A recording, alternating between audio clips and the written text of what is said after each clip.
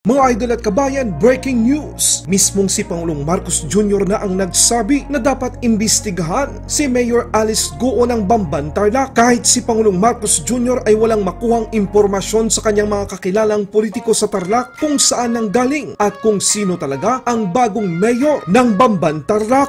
Well, matagal na namin iniimbestigahan yan, kaya naman nahuli yan eh. Dahil rinade natin yung sa Bamban at nakita natin yan, nakita yung mga dokumento, nakine-question ngayon natin yan kung talagang totoo itong mga ito at saka paano siya tumakbo ng mayor. Dahil kilala ko lahat ng mga tiga-Tarlac na politiko eh. Walang may kilala sa kanya. Matapos maliitin at kantsawa ng mouthpiece ng China na hindi raw kayang maabot ng 100 mga maliliit na bangkang dimotor ng mga Pilipinong mangingisda ang Panatag Shoal dahil sa malalaking barko ng China na ipinadala doon. The provocative flotilla of the Philippines included 5 commercial vessels, with the rest being much smaller, and more than 200 people were reportedly involved. It is unclear whether those small ships would be able to reach Huangyandao. Breaking news! Nalusutan ng mga mangisdang Pilipino ang barikada ng China Coast Guard at Chinese Maritime Militia at matagumpay na nakarating ito sa Panatag Shoal.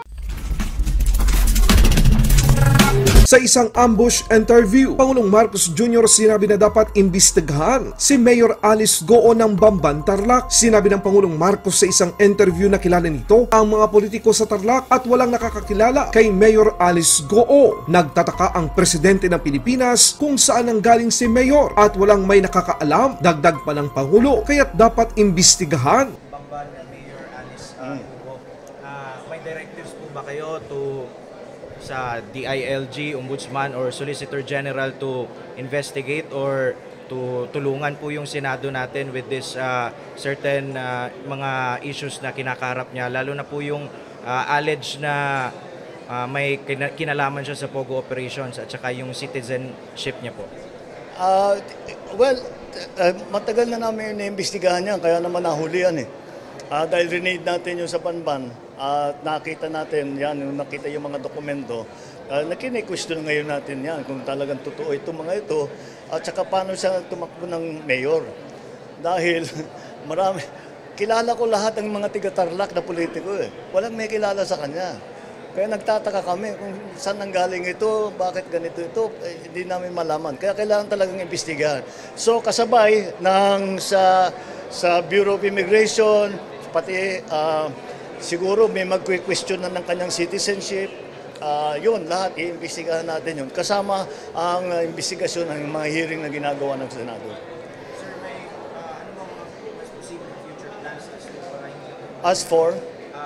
Future plans para hindi na pumulit yung Hihigpitan lang natin yung enforcement. Nandiyan naman ang batas eh. Hindi tayo nakabantay na mabuti. Yun ang naging problema. At siguro pinababayaan din yung ng mga iba kasi maraming pera yan, nagbabayad sila kahit nasusuhulan nila. Kaya yun ang babantayan natin na hindi na mangyari uli yan. Basta't mabawasan yung mga incidents ng pagpasok ng kung sino man, hindi not necessarily isang bansa lamang, ng kung sino mang foreign national at nagtatanggap nga na Pilipino, talagang tignan natin ang mabuti. So,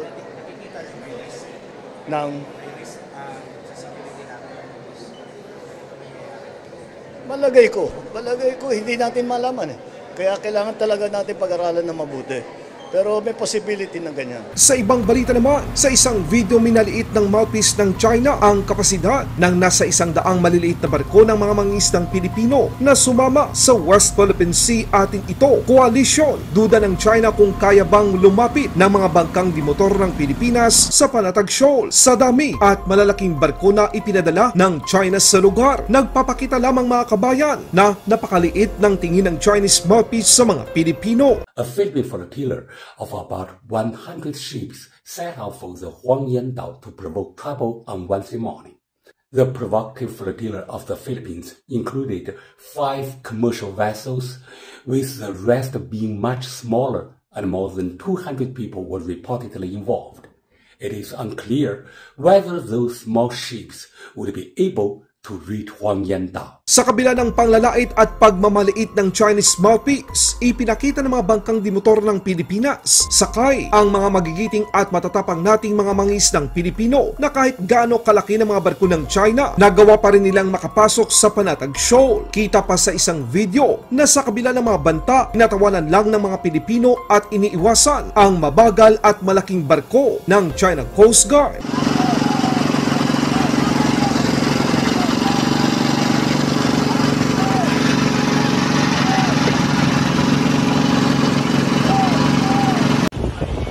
Mabuting balita, ang ating advance team ay nakaabot at nalampasan ang massive at illegal na blockade ng China sa Bajo de Masinloc. Hindi naman naging madakita sa isang larawan na kuha mula sa satellite. Ibinahagi ni Ray Powell ang nasa 25 mga barko ng Chinese Maritime Militia at hindi bababa sa 3 Chinese Coast Guard ang nakapalibot sa Panatag Shoal. Si Ray Powell, director ng Sealight na kung saan nagbibigay impormasyon sa mga nangyayari sa karagatan, partikular na sa gray zone tactic ng China sa South China Sea at West Philippine Sea. Maririnig naman sa isang radio challenge na galit-galit ang China sa presensya ng napakaraming mga pangisdang Pilipino na sumama sa West Philippine Sea at ito, convoy.